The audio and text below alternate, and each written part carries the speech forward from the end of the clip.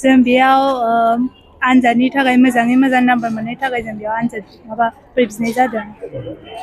दिनै बेयाव बाथौबो खुलुमनाय जादों आरो ब्रह्मबो। माबायदि आनजादाव मोजां नाम्बार लाखिनो हाथों आरो देहाया मोजाङै थाथों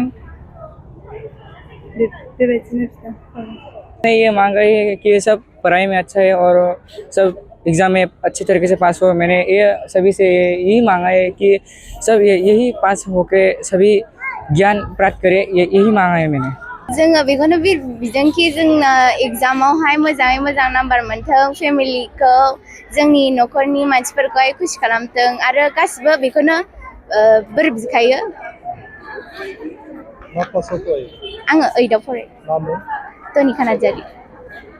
बोसोरफ्रोमबो बेबायदिनो फालिबाय थानायाव बोर बियो। औ। आरो मा बुंबावगोन जिहेतु फरायनायनि खेथ्रआव दिनै बे सरस्वती फुजानि गेजेरजों आङो बेखौनो बोर बियो कि गासिबो गावसोरनि साननाय मथे गावसोरनि एग्जामखौबो मोजाङै मोजां होनो हादों आरो गावसोरो जा बोर बिदों इसोरनाव बेखौ मोनजोबथों। दिनै सरस्वती फुजा 23 जानुवारिनि ओमफ्राय जों बयबो इउएन एकाडेमिनि बोर बिबाय, बयबो आवगाय सावबाय।